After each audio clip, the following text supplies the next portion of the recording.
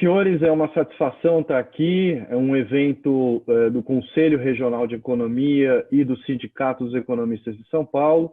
A gente agradece aqui a participação de todos os colegas economistas. Depois, no final do evento, nós vamos passar a palavra para o Odilon, que está nos acompanhando nesse trabalho. O Pedro Afonso, que é vice-presidente do Conselho Regional de Economia e presidente do Sindicato dos Economistas. Mas agora nós vamos ouvir, então, o nosso convidado de hoje.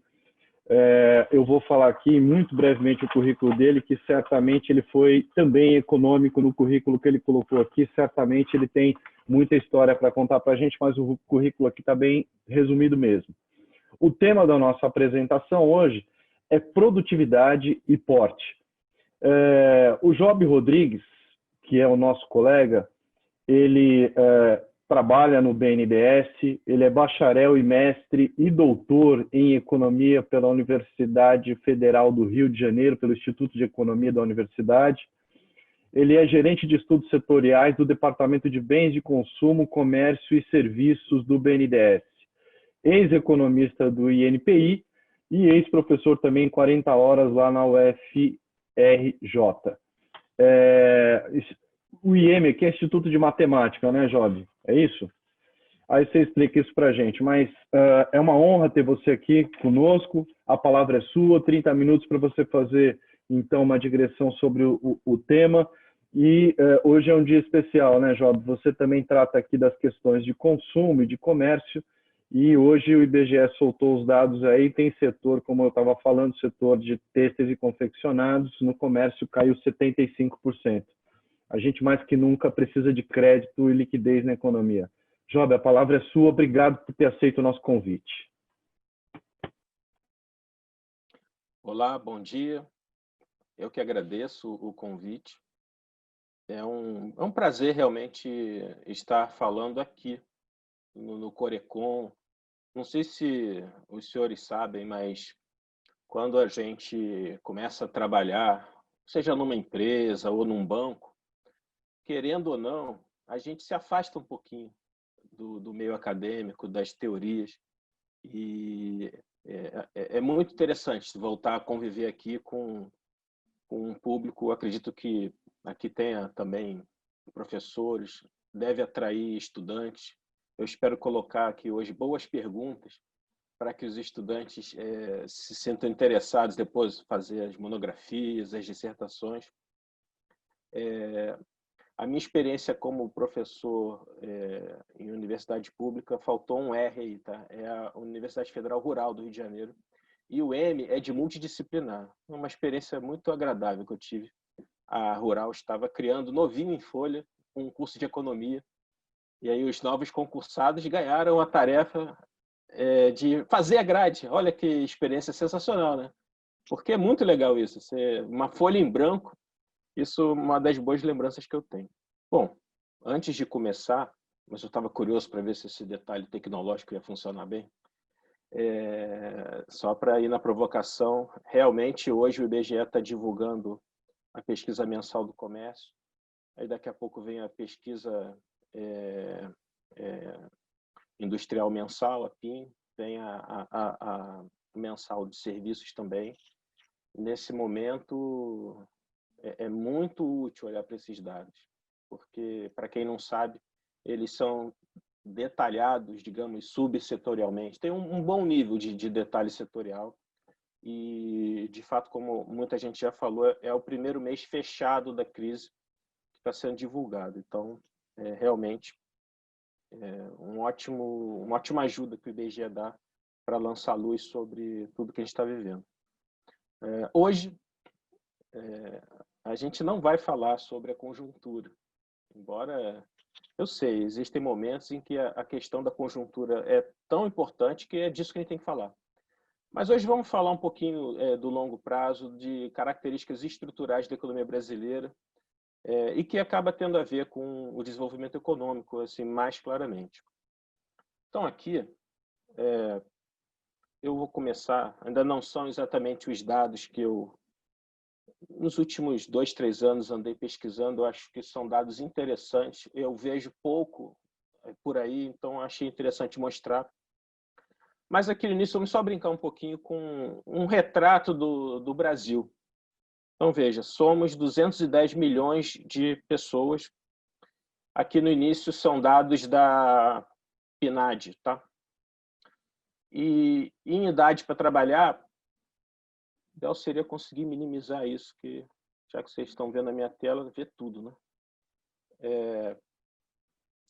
Em idade para trabalhar, 172 milhões. Então, o restante são crianças. Ocupados, 92 milhões. Então, veja que coisa interessante. No fim das contas, para colocar o feijão com arroz na mesa de 210 milhões de pessoas, isso vem do trabalho de 92 milhões de brasileiros. Né? Então, já é uma questão interessante para a gente ver se isso está bom. Podemos fazer comparações internacionais. É uma proporção boa, não é tão ruim, mas eu acho que seria mais legal se tivesse um pouquinho mais de gente produzindo. Pelo menos tirar aí aquele quadradinho do desemprego, que ali dá quase uns 13 milhões, mais à direita tem um quadradinho bem pequenininho, que é do desalento, que é já da ordem de uns 5 milhões. Tem aqui do meu lado a minha cola. 5 milhões, a última PNAD tinha saído. E o restante são pessoas adultas que estão fora da força de trabalho. E isso não necessariamente é um problema, porque aqui nós temos os estudantes, nós temos também alguns aposentados, temos pessoas que têm boas razões para estar fora da força de trabalho. Pessoas talvez doentes, ou enfim, por algum motivo não trabalham. Porque o desalento mesmo já está ali nos 5 milhões. Aqui a gente começa a ver uma coisa interessante. Muito se fala sobre o setor público, o peso do Estado, mas, na verdade, ali aquele quadradinho do setor público representa 11 milhões. Esses 11 milhões de brasileiros, eles são bons, são produtivos, digamos. Eles botam bastante PIB aí no quadro geral. Desses 11 milhões, 4 trabalham em educação, 2 em saúde e 1, mais ou menos, números redondos, né, em segurança e defesa. O restante, que tem que lembrar aqui, são todas as esferas, todos os poderes, né? Então tem o judiciário, tem muita coisa. Mas vamos olhar para o pessoal do setor privado, são as empresas mesmo, né? Porque quem produz a roupa, móvel, carro, é o setor privado. São 81 milhões de brasileiros. Então vamos ver onde eles estão. Aí são números que pouca gente conhece. Ou conhece, mas não se dá conta. Apenas 49 milhões trabalham em algum tipo de empresa privada. Esse quadrinho do conta própria é muito grande. Eu tenho aqui o número mais exato, 24 milhões. É muita gente, 24 milhões. Tem todo tipo de ocupação aí dentro.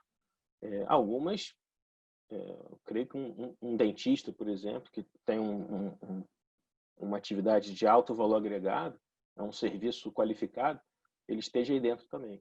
Mas a gente sabe que a maior parte do conta própria são profissões de baixa remuneração e também que entrega pouco PIB. Muita coisa em serviços, inclusive. E tem aquele quadradinho ali que parece pequeno, mas se eu disser o que é, não é tão pequeno, que são 8 milhões de trabalhadores domésticos, que na verdade são 6, e mais 2 que o IBGE classifica como familiares, que é aquele cara que ajuda um pouquinho na microempresa da família, mas não tem nenhum laço trabalhista. Eu, quando olho para esse retrato, assim, eu penso, se o Brasil fosse uma folha em branco, assim como era lá a grade da universidade, eu não sei se eu desenharia dessa maneira. Eu colocaria um pouco mais de gente trabalhando, eu colocaria mais empresas. Não, a gente olha para esse retrato e a gente vê que tem coisas aí que aparentemente estão fora do lugar. Mas são 49 milhões de brasileiros trabalhando em empresas. Desses, 38 ou são os próprios donos das empresas, que é bastante gente, porque aqui dentro vai ter um contingente significativo de micro e pequena empresa, mas os funcionários também. Então, você vê que tem muita gente sem carteira assinada. Eu não quis poluir o gráfico com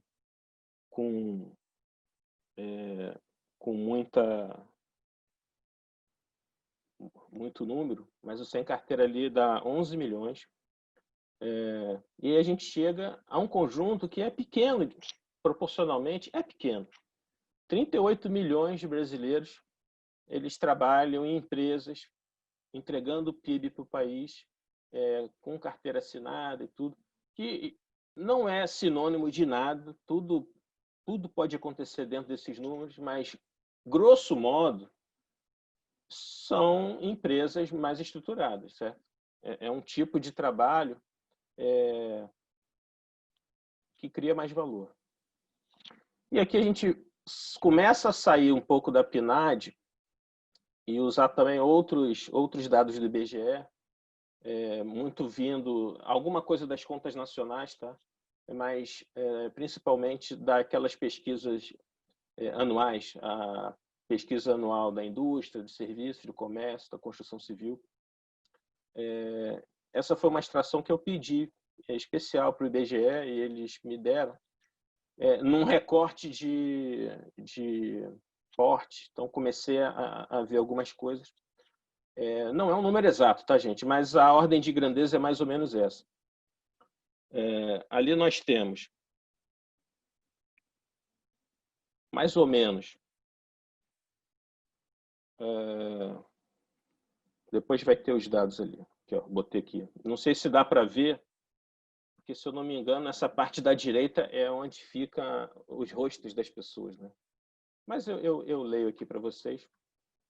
São 2,5 milhões, mais ou menos, de empregos em empresas que faturam até R$360 mil por ano, que a gente classifica como microempresa. É muita gente. 2,5 milhões. Num contexto de 38, é significativo.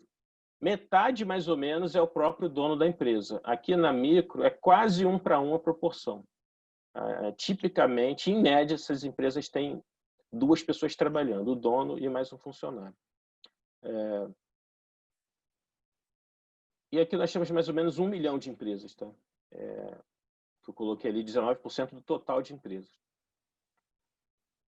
Muita gente pensa que a microempresa ela é o carro-chefe, mas na verdade é a pequena.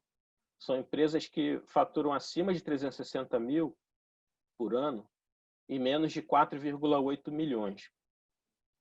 O grosso do número de empresas está aqui. Aqui nos meus dados deu 71%. São 3 milhões e meio de empresas. E 13 milhões e meio de empregos. Então, é muita gente trabalhando em empresa pequena, com carteira assinada.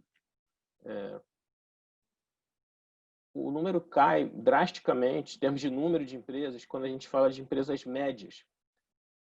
Mas, olha, faturar 4 milhões e 800 mil reais por ano não é tanto. Não é uma coisa impossível de chegar. E é curioso como um número pequeno de empresas faz isso.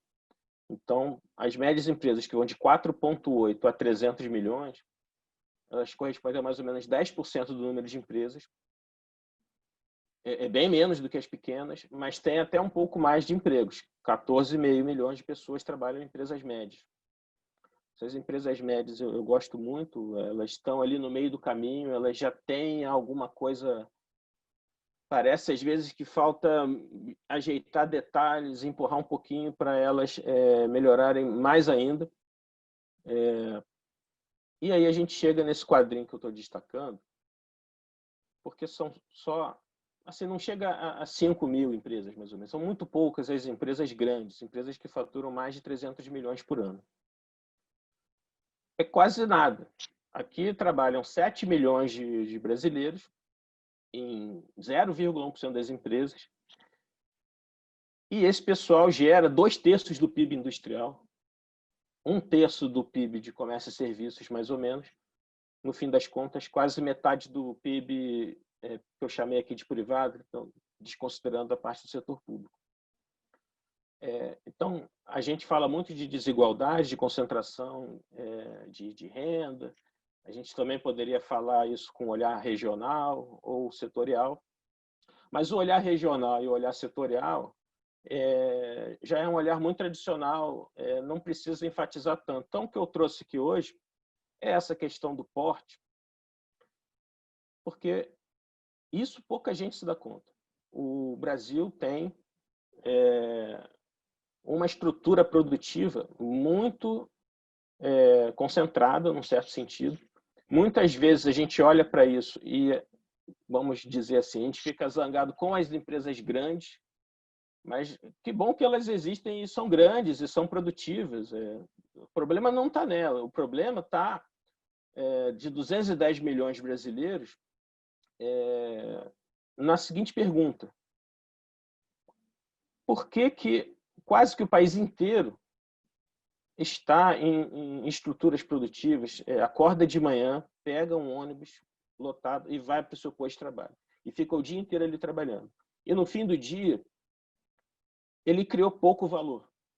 Ele criou valor proporcional à renda per capita que a gente tem, que ainda é uma renda per capita baixa. E o que aconteceu para isso acontecer?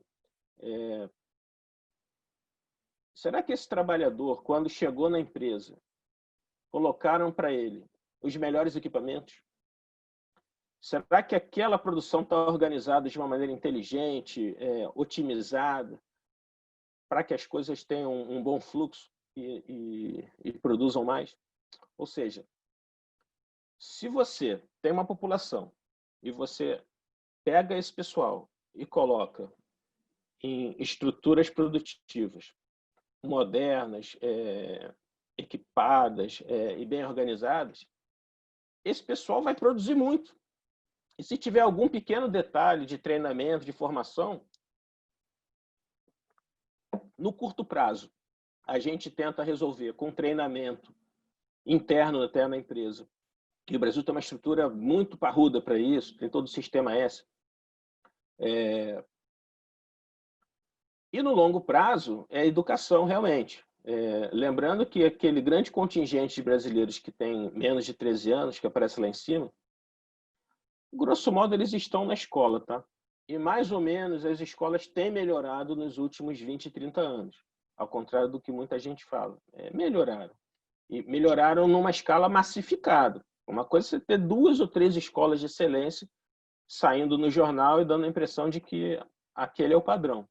Mas você realmente colocar milhões de crianças na sala de aula e a sala de aula está ali funcionando não é fácil. Isso tem acontecido. Mas tem que melhorar ainda mais, com certeza. Mas, no longo prazo, todas essas questões de educação têm o seu endereçamento à parte e é muito importante que seja endereçado. No curto prazo, olha, os brasileiros eles estudaram. Pode não ter sido o nível de qualidade que a gente deseja, mas também não significa que só 7 milhões de brasileiros conseguiriam operar boas máquinas e trabalhar em sistemas produtivos um pouco mais complexos.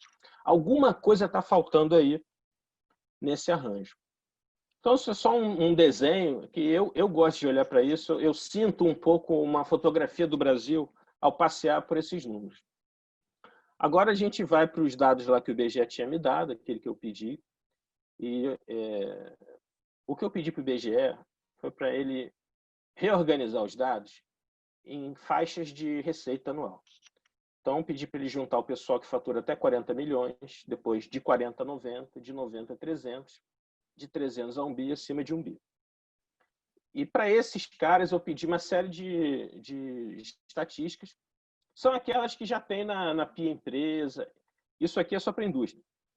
Eu poderia ter também para outros setores. Desculpem. Uma das coisas que eu pedi foi o valor adicionado. Outra coisa foi, enfim, receita, número de empregados, número de empresas, alguns dados de investimento. É um material muito rico, até porque eu pedi uma série histórica que vem de 2007 até 2016. Mas aqui eu fiz uma coisa bem simples. Uma das maneiras, uma das métricas tradicionais de medir produtividade, é uma bem simples, quando você pega o valor adicionado e divide pelo número de ocupados. E aí o gráfico ele fala sozinho. Aqui as empresas de menor porte, elas estão numa proporção de R$43 mil de PIB, digamos. Valor adicionado não é um sinônimo exato de PIB, mas assim, nessa conversa que a gente está tendo, é quase a mesma coisa. Por ano, por empregado. Quando você vai para as empresas médias ou grandes, ali no início das grandes, você já vai para um nível que é mais ou menos o dobro, se não for o triplo, do que a gente tem aqui no início. E, por fim, quando a gente vai para as empresas que faturam mais de 1 bilhão por ano, dobra de novo. É um fato, eu aqui, me dirigindo aos colegas economistas, aos estudantes também, eu coloco isso tudo como uma pergunta, tá? O que eu vi nos dados foi isso. Aparentemente, temos questões que precisam explicar isso. Alguma coisa acontece. Pode até ser erro do dado, não sei. Raramente os dados erram nessa ordem de grandeza. Então, por que isso é um problema? Vamos lembrar que, se o valor adicionado é parecido com o PIB, o número de ocupados é um pouco parecido com a população. Lá naquele quadro que eu coloquei no início, que a gente tem ali os 90 milhões trabalhando em proporção aos outros que não estão ocupados, essas proporções são mais ou menos fixas ao longo do tempo. Então, se você fizer a hipótese de que é fixo mesmo, você tem que o número de empregados vezes um alfa qualquer vai dar a população. Ou seja, a renda per capita do Brasil seria uma transformação, um múltiplo simples, linear, desses números aqui. Para a renda per capita aumentar, isso aqui tem que aumentar. Resumindo bem, é isso. R$43 mil ali para as empresas de menor porte. Por que isso é um problema? Isso é um problema para o país. A gente gostaria que as empresas fossem mais produtivas, que elas continuassem com o mesmo time, mas cada um, em vez de produzir 40 mil, produzisse pelo menos uns 50, 60. Então, assim, o país, como eles têm muito peso na sociedade, o país precisa que eles avancem para o país como um todo avançar. Isso existe. Mas isso é um grave problema para eles próprios. As duas grandes componentes aqui do valor adicionado é salário e lucro. A gente pode olhar para todos esses números que estão aqui como se fosse um teto para o salário. Cada trabalhador está associado a R$43 mil ali. Vamos imaginar que a empresa não lucre nada, dê tudo para o trabalhador. Então, o salário anual de cada trabalhador ali é R$43 mil. Isso daí dá uns 3, 4 mil por mês, né? Lembrando que isso aqui não é salário, isso é a soma de todos os gastos trabalhistas. Então, tem tudo aqui, tem FGTS, tem, enfim, PIS, aquilo tudo. Bom, esse é um gráfico que eu considero muito ilustrativo e realmente eu queria mostrar de uma maneira provocativa para botar uma opção de gente para pensar nisso, né? Eu poderia ter feito gráfico de setor, dizer que um determinado setor muito mais moderno tem uma produtividade em termos de criação de valor maior do que algum outro setor, talvez mais simples. Posso dizer que a produtividade, sei lá, numa região do país é melhor que a do outro. Isso daí é verdade também, mas, como eu já disse, isso todo mundo já está acostumado a olhar. Essa questão do porte não é tão comum. É impressionante, ó, vamos voltar aqui, como os gráficos são semelhantes, né? Aqui é o salário. Então, as pessoas, aqueles 7 milhões que trabalham nas empresas de maior porte, aqueles caras ganham mais.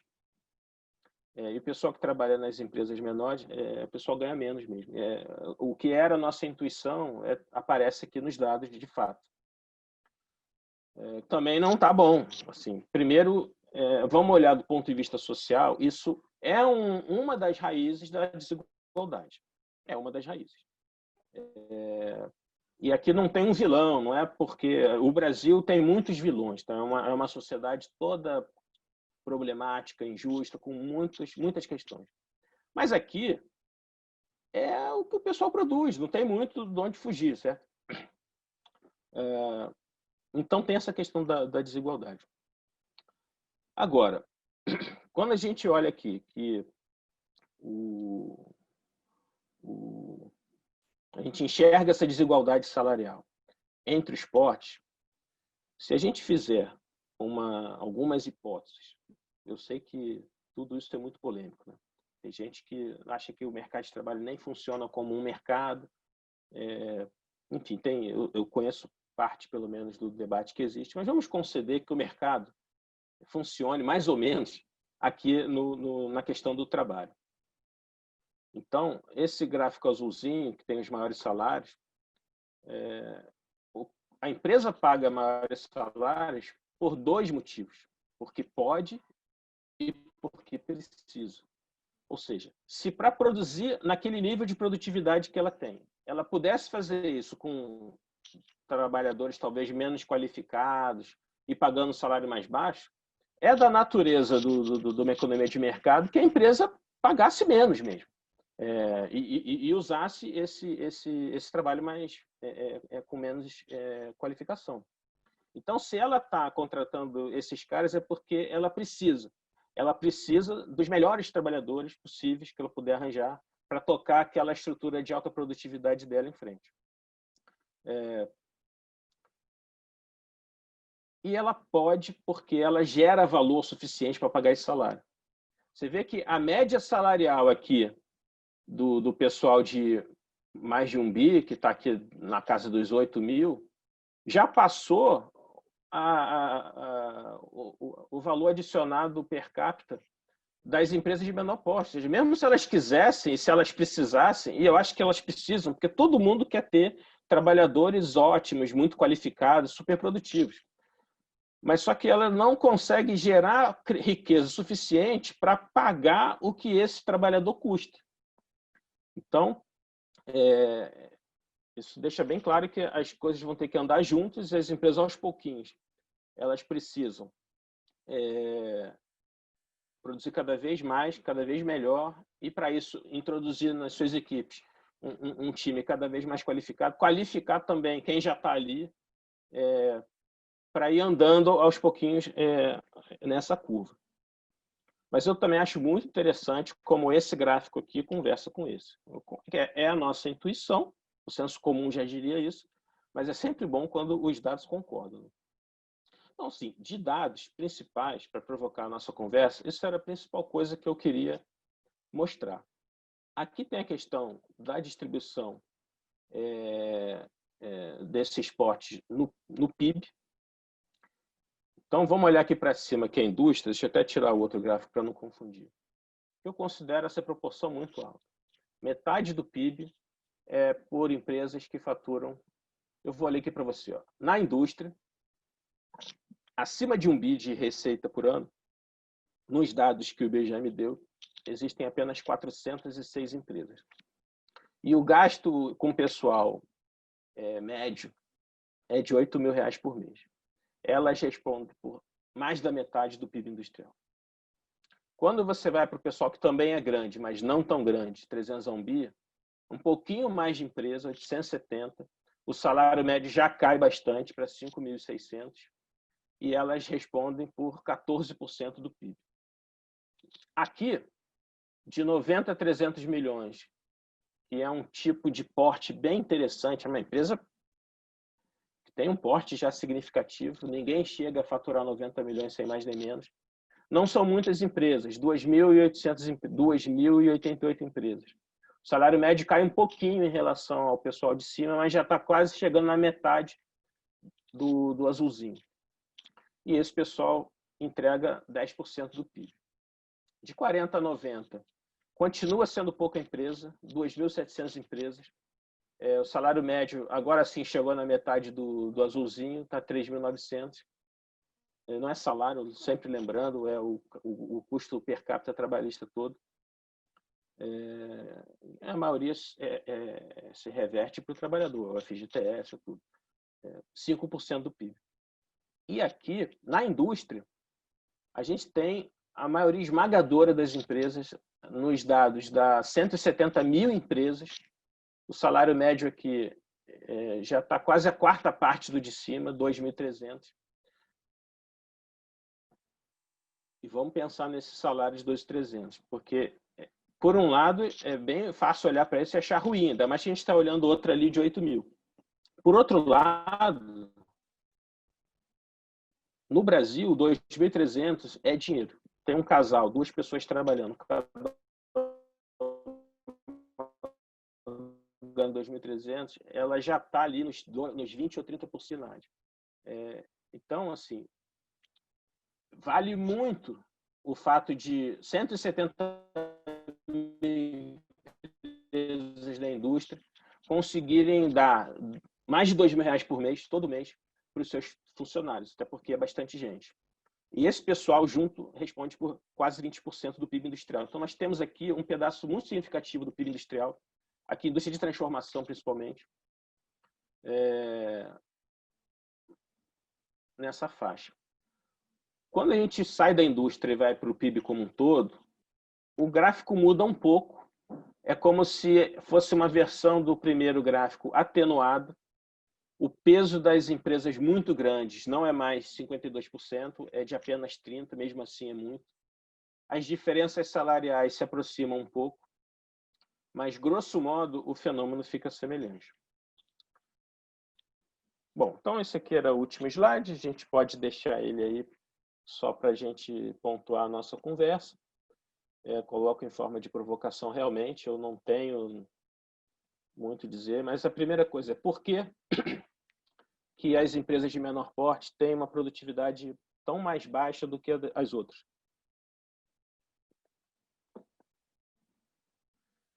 Então, a gente vê ali o seguinte, economia de escala existe. Não vamos tapar o sol com a peneira. Isso é uma questão, e pelo que a gente viu nos primeiros dados, é uma questão muito presente na estrutura toda do país.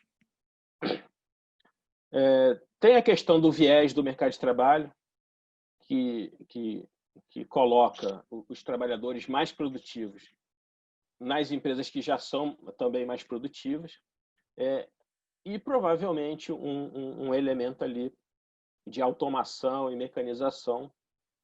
As empresas muito grandes, elas costumam também ter as melhores máquinas.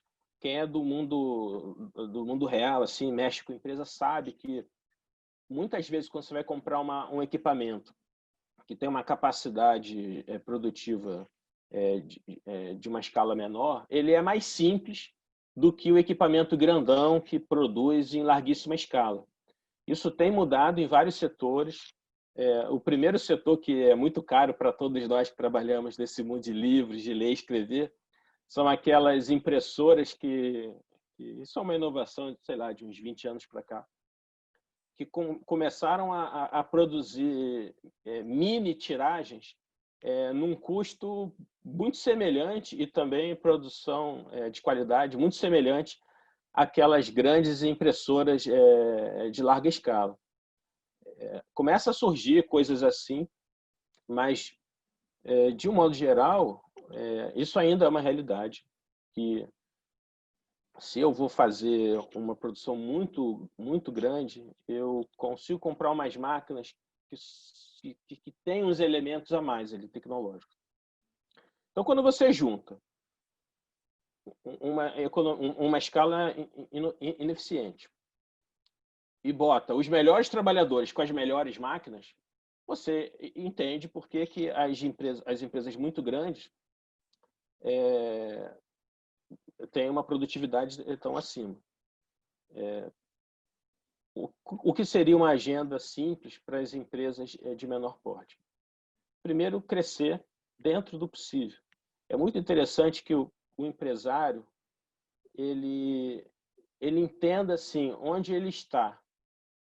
Se eu faturo 1 milhão por ano, isso é muito ou é pouco? É interessante ele não perder aquele apetite pelo crescimento, pelo menos para chegar até uns 5 milhões, 10 milhões. Dá para chegar, com muita dificuldade. Lembrando sempre que esse pessoal aí, assim, eles são muito guerreiros, cumprem um papel, principalmente social, super importante. Eu às vezes fico pensando, para ter um pensamento mais liberal, tudo bem, todos os pensamentos ok, e que se preocupa muito com a questão de abrir o mercado, etc. Qual é a ideia de abrir o mercado? É dar um choque de competição e tirar as empresas da zona de conforto. Agora eu pergunto, tem alguma empresa brasileira na zona de conforto? Se tem alguma, não é micro, porque o microempresário, ele passa o dia inteiro no sufoco, resolvendo problemas numa guerra sem fim. A coisa mais distante de zona de conforto é a vida de um pequeno empresário. Então, a gente tem que olhar para algumas outras coisas. Alguma coisa está acontecendo. Pode ser que o crédito seja um problema aqui, porque a gente sabe que o crédito ele não flui bem para as empresas de menor porte. Então, crescer é bom. A questão da especialização é que a gente não pode esquecer que algumas atividades elas são naturais para a empresa de pequeno porte. É normal. Aquele escritório de design, aquilo não é para crescer. Aquilo é mais artesanal mesmo. É para ser pequeno. Alguns faturam 1 milhão, 2 por ano, mas não é fácil você ir muito longe disso. Então, existe um lugar natural para as empresas pequenas onde a economia de escala não é um problema. Nada disso é problema. Job, Oi, eu estamos queria, acabando? eu queria que você desse um fecho para a gente abrir para umas perguntas interessantes que vieram aqui. Nós estamos a 11h47, a gente vai até o 12h10 mais ou menos, mas é importante a gente passar as perguntas do pessoal. Então, se você puder dar um fecho aí para a gente passar para as perguntas, seria interessante. Ah, tá, obrigado. Isso aqui já é o fecho, né? Então, crescer ou especializar, abrir a mente para a possibilidade de parceria, de se juntar com algum outro sócio, ser criativo nessa questão. Uma empresa de 5 milhões, ela não vai crescer organicamente para chegar a 10. Ela junta com outra de 5 e vira 10, né? Isso pode acontecer, também pode não acontecer, só ter a mente aberta. E esse terceiro bullet é um detalhe que eu sinto muito presente nos empresários de menor porte. Eles geralmente são muito bons no que fazem. Então, se você é um moveleiro, você é bom em fazer móvel. Se você é um cara do setor de vestuário, você é bom em desenhar e em fazer aquela roupa. Mas a parte técnica, às vezes, predomina mais do que deveria. O cara acha chato toda essa parte de gestão, ele acha uma burocracia. Mas não é. Eu nunca vi uma empresa pequena quebrar porque era ruim na parte produtiva. Geralmente, algum erro aconteceu na gestão, muitas vezes ligado ao crédito, e quebrou. Então, essa parte da esquerda era no nível da empresa. No nível do país, eu acho que a gente tem sim que pensar na estrutura setorial. É preciso colocar esses 90, tomara que seja 100 milhões de brasileiros trabalhando, nos setores que geram mais riqueza. Quando a gente pensa que só 30 milhões têm carteira assinada, só 7 milhões estão nas empresas de alta produtividade, a gente vê que o nosso desenvolvimento econômico não se completou minimamente. A gente ainda tem um núcleo mais moderno da sociedade, que trabalha nas grandes empresas, produz muito, tem bons salários, e uma outra metade que parece que é outra história. A gente precisa resolver isso. Coloquei esse etc, porque eu não nego que tudo que todo mundo fala sobre produtividade está presente. Enfim, custo do Brasil, a questão até a macroeconômica, que eu botei ali embaixo, primeiras coisas.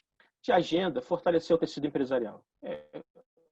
Enfim, com o Sistema S, com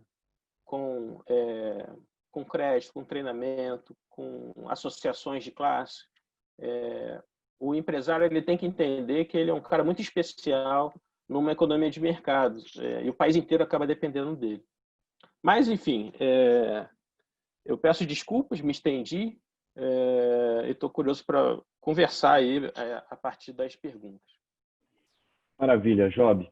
Bom, a gente que agradece, você é uma pessoa que tem um profundo conhecimento da realidade econômica do Brasil, até por conta da função que você exerce aí no BNDES. E palestra boa é assim, passa o tempo muito rápido e a gente fica querendo ouvir mais, mas a gente tem um tempo limitado aqui, queria passar para as perguntas. É importante que você diz que nós temos economistas assistindo, estudantes e etc. E o que é interessante é que na tua fala aí você não disse explicitamente, mas de que forma que o economista pode melhorar, né, ou pode ajudar nesse processo de melhora da produtividade. Eu acho que você pode até comentar um pouquinho isso depois. Mas vamos às perguntas aqui. O Fauzi, como sempre, faz excelentes perguntas. Ele está dizendo aqui, ó, dada a necessidade de atuação do governo para a superação desta crise, a emenda constitucional do teto dos gastos não deveria se pautar pelo aumento da produtividade com base que considere o crescimento do produto nacional em relação ao crescimento da PEA, ao invés da inflação passada? Então, ele está questionando esse tema aí da emenda constitucional do teto dos gastos, de que forma que isso deveria ou poderia ajudar no aumento da produtividade. Se puder ser breve, a gente faz outras aqui. Jota, por favor. Esse é um tema dos macroeconomistas. Eu sempre brinco com eles, né? Já estamos entre economistas, vamos lá botar a piadinha do cara da economia industrial. O macroeconomista, ele quer salvar o mundo no ar-condicionado, realmente, né? De preferência. Ele não mexe em nada. 2 variáveis e a coisa toda vai. A esquerda e a direita, não é? A esquerda e a direita. Eu acho que essa coisa do teto de gastos, minha visão bem pessoal, foi exagerada. Acho que pegou ali também um pouquinho de entusiasmo com a ideia de deixar tudo muito amarradinho para garantir, digamos, escrever na pedra que não ia ter nunca nenhum tipo de déficit acima do razoável. A gente tem que tomar conta das contas públicas. A gente teve um governo, digamos, mais progressista ou de viés econômico na década passada, que entregou contas públicas razoáveis. Em 2010 o mundo não estava de cabeça para baixo, porque tem que tomar conta. Quanto mais você acha que o Estado é importante, mais você quer cuidar dele. Você não quer tacar fogo naquilo. Mas eu concordo que, já que era para fazer algum tipo de medida mais dura, para deixar mais garantido que haveria uma disciplina fiscal, mais ainda do que a lei de responsabilidade fiscal já dá, poderia ter tido alguns detalhes ali no desenho para isso ser melhor. Enfim, eu pessoalmente eu não gosto, deixando claro que essa não é a opinião do BNDES. Tá? Nada aqui é a opinião do BNDES, aliás.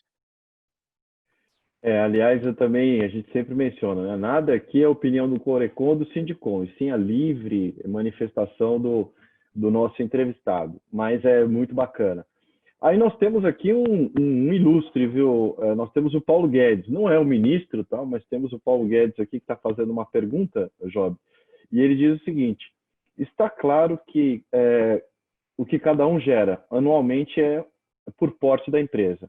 Mas qual o montante de investimento necessário para a geração de um emprego em cada um destes tipos de empresa? É necessário também essa informação, pois o país como um todo, com pouco investimento, precisaria investir mais no tipo de empresa que emprega mais. Então, eu quero saber o seguinte, esse investimento não é necessário também para que a gente possa gerar melhores salários? Sim, o investimento em capacidade produtiva, ele é mais do mesmo. Mas, como existe o elemento da economia de escala, ele acaba não sendo exatamente mais do mesmo. Então, para crescer tem que investir. E, além disso, se puder ter também o investimento naquelas coisas intangíveis, isso a gente sabe que tem muito impacto também. E como é que investe? Você investe com recursos próprios ou com crédito. O investimento com crédito, eu, pessoalmente, eu prefiro, não sei se eu sou conservador nesse aspecto, eu prefiro pensar no crédito como um complemento, um acelerador do investimento. Então, é uma empresa, ela é saudável, ela está bem situada ali no seu setor, ela encaixou bem uma ideia e está numa trajetória de evolução. E ela está lucrando e está acreditando no seu próprio negócio, está reinvestindo. Nesse passo, ela vai, só que ela vai devagar. Então, você coloca um pouco de crédito em cima disso e acelera a curva. E aí ela vai, por estar acelerando, lucrar cada vez mais, isso entra num círculo virtuoso. O crédito sozinho, acho que me preocupa, não é bom para ninguém. Tá? O próprio empresário é aquela velha coisa de dar um passo maior que a perna. Aí você arrisca o dinheiro que você tem, se você quebrar, você perde o seu dinheiro. Quando você arrisca o dinheiro que não é nem seu, se a ideia não der certo, você perdeu tudo e perdeu até o que não tinha. Então, eu não acho necessário partir para esse tudo ou nada, digamos. Mas sem crédito também é um passo muito lento. E a gente sabe que, principalmente no menor porte, o crédito está muito complicado ainda. Isso é uma construção histórica. Agora, se eu posso até fazer um pequeno relato ali do tipo de coisa que a gente fala lá no BNDES, a gente pensa nisso o dia inteiro. E pensa nisso o dia inteiro há muito tempo. Há 10, 20 anos, o tempo todo que eu estou lá, esse é o grande tema. Como a gente faz o crédito de qualidade, saudável, na proporção correta, que o juízo manda também, chegar onde ele não está chegando. E a gente tem, na verdade, um fenômeno que é muito complexo. Tá? Não é simples. Se fosse simples, já tinha dado certo. Mas a gente mexe daqui, mexe dali, vai avançando, vai empurrando. Hoje em dia, o BNDES quase metade do que desembolsa é para a empresa micro, pequena ou média. É bastante dinheiro. É bilhão por ano, 20 bilhões. Mas é uma guerra, né? Tem que investir. Quanto tem que investir? Fico devendo, mas eu tenho esses dados da proporção dos investimentos. Em geral, uma empresa da indústria, ela investe ali da ordem de 5% da sua receita por ano. Isso é o normal. Se ela quiser acelerar, isso daí, sei lá, pode chegar a uns 10%. Então, se de cada R$ 100 que a empresa fatura, ela está sendo capaz de separar 10 para investir, ela pode saber que ela está sendo bem agressiva na sua trajetória de crescimento via investimento. Ô, Job, a Graça Aparecida aqui está fazendo elogios aí à tua fala e tal, e eu também reforço os elogios que ela faz. E ela está falando um pouco de uma questão que talvez seja cultural e relacionada à produtividade, né? Ela falou, tem um questionamento a fazer. Quando saímos pelo Brasil afora, trabalho, estudo, lazer, a gente tem uma visão do povo brasileiro alegre, festivo, mas não muito afeto ao trabalho, né? Palavras dela. Essa visão internacional afasta a alocação de brasileiros em postos de comando, de direção? Seria cultural a nossa gente ou seria preconceito camuflado? O que você acha? Essa visão do brasileiro alegre e pouco afeta ao trabalho é um preconceito internacional? O que você acha disso? Vou aproveitar a pergunta para lembrar, né, aos estudantes, principalmente, que tem gente que estuda isso, né? A Semoglu, Douglas North, você tem um pessoal que tenta ir por esse caminho. Francamente, a pessoa pode fazer o que ela quiser no carnaval. Na hora H, que o cara entra na empresa e tem que trabalhar, tem que entregar, e tem gente cobrando, e aquele organismo, ele meio que anda por si. Então, não tem muito essa, não. Acho que tem muito de mito aí, sabe?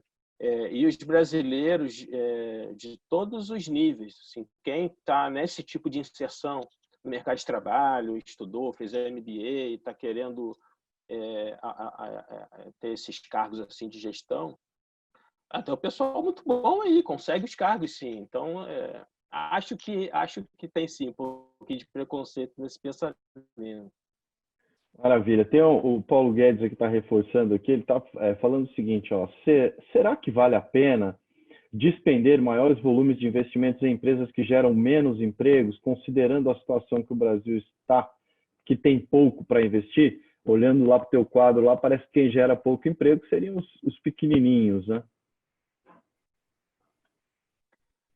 Quando a gente fala de um país tão grande quanto o nosso, o que é pequenininho não é pequenininho, certo? Então, 2 milhões de pessoas, se não me falha a memória, é a população do Uruguai ou perto. Acho que o Uruguai tem 4 milhões, eu não me lembro mais de cabeça. Já tinha esses números na cabeça em bons tempos. Mas eu acho que o negócio é todo mundo. Isso seria, digamos, um pacto, ou é porque é do interesse de cada um.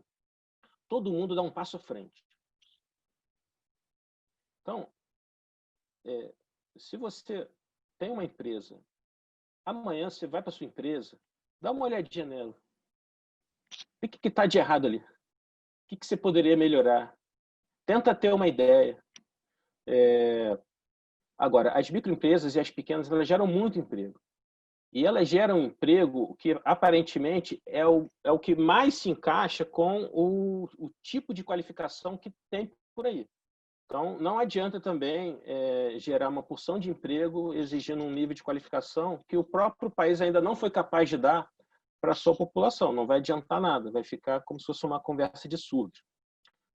Outra coisa, aí eu vejo uma certa visão da economia. Não é exatamente como uma família que tem um orçamento e tem ali os seus 10 mil reais para fazer a viagem de férias e vai para o lugar que vai ser mais legal, porque desperdiçar indo para o que não é tão legal. Não é bem assim. A coisa é viva. E não somos uma economia planificada também, né? Então, assim, esse investimento é do próprio cara, não é o país que está investindo. Se ele apresenta um projeto e se esse projeto tem ali uma rentabilidade que faz sentido, vamos embora, vamos em frente, vamos fazer. Se eu pudesse desenhar aquilo, eu desenharia com microempresas, microempresa boa, que eu acho que é boa e que o próprio microempresário tem certeza também acha. É a que cresce. Ou a que é especializada naquelas coisinhas artesanais que eu falei. Essa é a melhor microempresa. Então, Maravilha. O Job, você mencionou aí que a microempresa é importante, concordo com você plenamente, até por obra do ofício, né? Que trabalho com um setor que tem repleto de micro e pequena empresa, e o BNDES tem um instrumento fundamental que é o cartão BNDES, que é super plural e consegue levar liquidez ali onde realmente se precisa, né? E eu tive no BNDES há pouco tempo e fiz até uma pergunta lá para o Montesano. Falei, olha, Montesano é o presidente, para quem está nos assistindo, presidente do banco, né? Eu tive a oportunidade de estar presente nos demonstrativos do banco. E falei, olha, o cartão BNDES é um excepcional instrumento, mas que parou de funcionar no pré-crise. Não estou nem falando agora, no crise, né? Em janeiro, fevereiro estava parando de funcionar. E não sei se voltou a funcionar. E o grande problema, o Banco do Brasil, em tese, era aquele que era o maior emissor e deixou de fazer isso. Ou seja, o próprio Estado, no momento em que as empresas pequenas precisam e que a gente tem a identificação que elas são muito importantes, não está fazendo com que essa liquidez chegue ao empresário que tanto precisa. Eu não sei se você quer comentar um pouquinho disso, senão a gente já vai passar para os encerramentos aqui. eu acho que o cartão BNDES é um bom produto. Aí tem essa questão do relacionamento comercial. Alguns bancos usam mais o produto, outros menos. Tem detalhes de custo financeiro. Não acredito que seja motivado por uma falta de interesse em conceder crédito para as empresas que seriam o público-alvo prioritário, que são as pequenas. Bom, não trabalho no Banco do Brasil, mas de ouvir falar, eu sei que ele trabalha muito com microempresa, dá muito crédito. Pode estar dando crédito com outros instrumentos. O cartão BNDES continua rodando com outros agentes. Enfim, eu acho que ele foi mais um detalhe, coisas de duas empresas. mas é um dos nossos produtos prediletos, né? A gente tem outras coisas. Hoje em dia, micro, pequena e média empresa é a única que consegue pegar giro direto no BNDES. Direto, que eu digo, não é direto, são operações indiretas, mas ela pega para ela o giro. E outras coisas. A gente acabou de lançar um produto, é um teste, vamos ver se funciona, muito interessante, que a grande empresa vai lá no BNDES, pega o crédito, só que não é para ela. Digamos, ela pega lá 10 milhões, só que para repassar para os seus parceiros de menor porte, no mesmo custo. Se bobear, isso vai sair a 0,5% ao mês, com um juro muito bom e com prazo adequado. Quando é que a empresa grande pode achar isso interessante? A gente está numa crise muito grave, então pode ser que ela pense, olha, quando isso reabrir e eu começar a produzir mais, quando eu for bater na porta daquele cara que me dá as embalagens, ele quebrou e eu vou perder um mês procurando embalagem.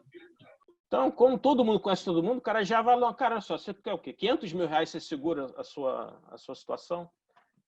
Só que esse 500 mil reais é numa condição de prazo e de juro muito boa, perto do quadro que a gente sabe que as empresas pequenas enfrentam. Porque a gente conseguiu juntar o risco da grande com o juro pequenininho que a gente gosta de cobrar da pequenininha. Então, assim, 1000 tentativas. A gente lá faz o que Maravilha. pode. Maravilha. Esse crédito baseado em empresas âncoras é muito importante. Bom, Job, foi uma aula espetacular aí. Isso serve de incentivo aí para outros economistas verem de que forma a gente pode atuar aí na economia de uma forma geral. Ficou a dica aí, se você quiser ser macroeconomista, cuidado para não mexer só em duas variáveis, tem que pensar em mais coisas. E eu queria agora, para a gente encerrar, passar a palavra primeiro para o Odilon, que é meu colega e que a gente está movendo essa ação conjuntamente. Aí, Odilon, você faz uso da palavra agora e depois eu passo para o Pedro. Se o presidente Barsi estiver aí, eu creio que não está, ele também falaria. Mas, Odilon, a palavra é sua. Obrigado. Bom, novamente, cumprimentar a todos, cumprimentar em particular o Job, uma aula aí para a gente. Eu acho que esse nosso ciclo de palestras ele é muito importante porque a gente aprende cada vez mais. Nós, que nem hoje aí, esse conjunto de informações, que muitas delas eu e acho que a maioria dos que estão acompanhando desconhecia, que vai dando um retrato mais claro de como é que é a organização do país, a produtividade, número de empresas, e eu acho que foi muito importante. E o que eu fico pensando, hoje até estava pensando de manhã, que nós temos feito palestras das mais variadas áreas. E o que eu peço para chamar a atenção é que se a gente não tiver um projeto de nação, a gente pega várias palestras importantíssimas e o perigo é elas ficarem isoladas. Quando nós vamos fazer esse conjunto, tá, ele funcionar harmonicamente. Tá? Eu acho que desde a questão dos bancos públicos, do saneamento, hoje, a palestra de hoje. O que falta para nós há décadas é um projeto nacional. E um país de 210 milhões de habitantes não pode deixar de ter um projeto nacional. Isso é uma questão gravíssima. E o BNDES tem um papel decisivo desse ponto de vista. E, finalmente, eu dou aula na FAAP, eu já dei aula na engenharia lá, de introdução à economia. Então, eu acompanhava as palestras da Semana da Engenharia. E agora, uns 2 anos atrás, foi um engenheiro da Volkswagen e ele falou que os engenheiros brasileiros são tão bons quanto os alemães, só que são muito mais criativos. Então, para responder essa questão de achar que essa visão estereotipada de que o brasileiro não trabalha, o brasileiro trabalha e muito, tá certo? E a gente acaba tendo essa visão estereotipada. E esse exemplo que eu dei aí, desse engenheiro da Volkswagen, é muito claro nesse sentido. Então, parabéns, jovem, muito obrigado. E vamos à luta. Pedro, então agora eu queria te passar a palavra para você fazer os seus comentários. Eu soube aqui que o Barsi vai estar chegando até aqui a nossa reunião e vai dar uma palavrinha também de agradecimento ao Job aí. Pedro, a palavra é sua. Primeiro, agradecimento ao Job, que partilhou conosco os seus conhecimentos. E eu tenho insistido muito junto ao Odilon e Haroldo, e a gente tem entrado em consenso, que é justamente isso que nós precisamos. Nós temos, evidentemente, uma boa teoria e precisamos dela. Entretanto, os empresários, viu, Odilon, quem faz essa síntese, quem tem que fazer essa síntese são os empresários e os trabalhadores. No final, acabam eles juntando tudo isso que nós estamos vendo em diversas palestras, eles têm que verificar banco, produtividade, oportunidades, etc. Como eu sou especialista em reestruturação e recuperação de empresas, isso que você falou para hoje foi muito importante para agregar aquilo que a gente já conversa com as empresas. É que, por muitos anos, nós tivemos empresas que a gente chamaria de ineficientes. E elas foram funcionando, até pela inflação, a inflação cobria tudo. A partir do momento em que a inflação começou a não cobrir, elas tiveram que mostrar a diferença e nem sempre conseguiram.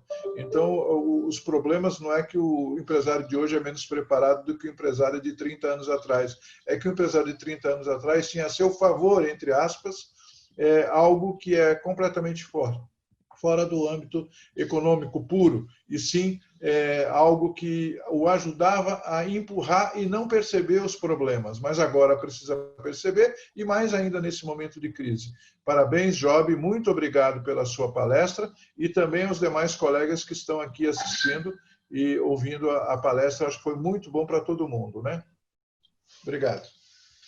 O presidente Barsi está presente aí? Quer fazer uso da palavra? Eu estou tentando entrar aqui, rapaz. Tá ouvindo? Estamos te ouvindo, presidente, só não conseguimos ver a sua imagem, mas se quiser já comentar, fique à vontade, querido. Para não assustar. Bom, é o seguinte, eu gostaria também de agradecer ao jovem pelos seus ensinamentos, não é isso? Nós que somos praticantes e já calejados no mercado de capitais, a gente sempre teve assim uma aproximação boa com o BNDES, não é isso? Porque o BNDES foi, na verdade, a instituição que fomentou muitas empresas, não é isso? Se não fosse o BNDES, provavelmente hoje a Suzano não estaria de pé,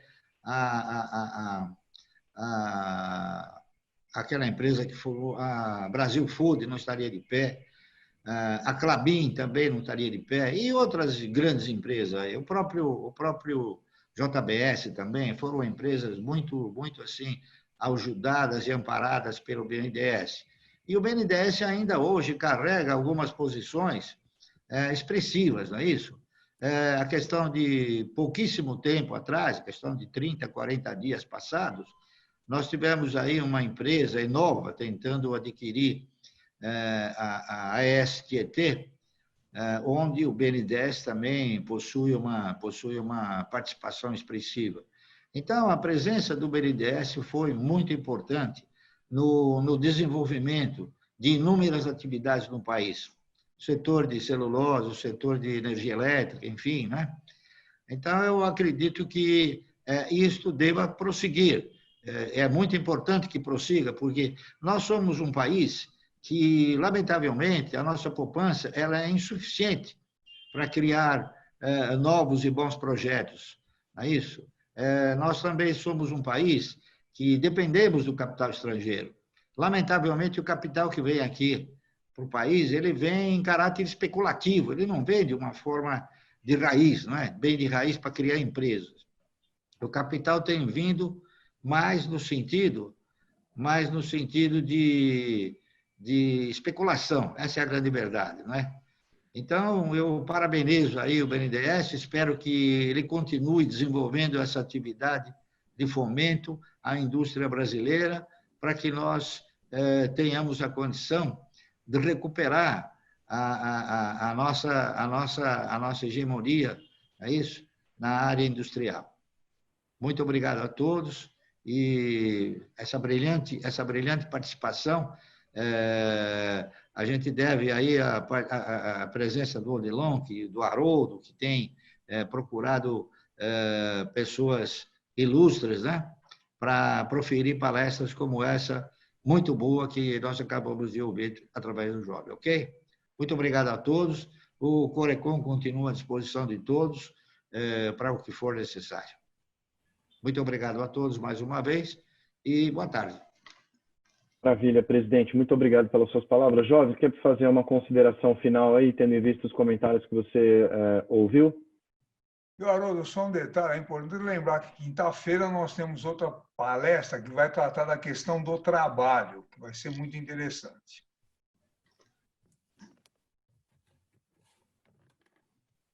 O mundo do trabalho, muito interessante. Isso também é uma dica para os estudantes, né? Bom, o presidente lembrou da questão da poupança. Eu concordo que o país, até pelo nível de renda que tem, é natural que ele não tenha tanta poupança interna, não o suficiente para os saltos que a gente gostaria de dar no investimento e em tudo. Sempre tem a ideia de recorrer à poupança externa. Não sou contra recorrer, em parte, à poupança externa, mas eu pessoalmente não gosto de exagerar nesse instrumento. Aí fica mais uma dica: estudem história econômica brasileira e vai já ver, para os estudantes que eu digo, né? E aí vocês vão ver, assim, nunca deu certo. É uma ideia que nunca deu certo, depender demais, a ponto de desequilibrar ali um pouquinho as contas externas. Então, é uma ajuda, é complementar. Agora, a minha consideração final, primeiro, agradecer mais uma vez o convite. Depois, aparecia aqui alguns comentários do pessoal no chat, eu vi que muita gente elogiou a palestra, então eu agradeço, eu fico feliz que alguns gostaram. E o Haroldo lembrou que eu não citei diretamente o papel do economista, e o papel do economista é pensar, pesquisar. A gente recentemente teve o falecimento do Carlos Lessa, que foi meu professor na graduação de Economia Brasileira Contemporânea, uma matéria do 6º período, e eu tinha, acho que 20 anos de idade naquela época. Muito bom no dia a dia da sala de aula, excelente professor, como outros também que eu tive, o Cardim, muito bom dando aula, vários professores que até já se foram, né? Eram caras muito bons como palestrantes. Eu vou deixar aqui assim 2 coisas. Uma, acho que desde esses 20 anos, que foi quando até eu também fui para a ENSE estudar estatística. Eu não me formei em estatística, eu fiquei ali 3 anos, 2 anos mais ou menos, porque cada vez eu pensava, será que realmente é isso que eu quero, estudar economia? E se você é um estudante de economia, saiba que nunca você vai responder essa pergunta. Eu ainda me pergunto isso hoje. Só que todo dia eu respondo a mesma coisa. Então, economia não é profissão, economia é ciência, economia é outra história. Mas também te dá muita cultura geral, então pode ser que você trabalhe com outras coisas, mas o economista mesmo é um cara que já acorda com uma pergunta na cabeça e antes do café da manhã ele vai para o computador pegar um dado. Não é que ele gosta de trabalhar, não, é porque ele não suporta aquela curiosidade dentro da cabeça dele. Então, essa é a coisa. E eu vou fechar então com uma frase que o Lessa falou numa sala de aula. E falou para a gente: cuidado com as paixões teóricas. Só isso. Isso não leva... Maravilha. Maravilha, Job. Parece que o Pedro quer fazer mais uma vez uso da palavra. Não, Pedro? Não? Então tá bom. Senhores, Job, uma excelente palestra. Você fechou com chave de ouro aí com essa frase do nosso querido professor Lessa. Eu queria agradecer a todos, então, e relembrar, né, o que o Odilon mencionou. Nós estamos fazendo esses debates, mostrando a importância da discussão do economista nos grandes temas nacionais. E na quinta-feira que vem a gente tem uma outra apresentação também, certamente, no nível dessa que o Job fez para a gente. Então, não percam, a gente está fazendo isso todas as semanas. Job, muito obrigado, meu, aqui por você ter nos atendido. Uma satisfação estar com você e com todos os economistas aqui. Isso depois vai para o YouTube, a gente manda para você o link para você dar a publicidade apropriada à sua discussão e à sua aula que você deu para nós aqui agora, tá bom? Um grande abraço a todo mundo, uma ótima tarde, bom almoço para todo mundo.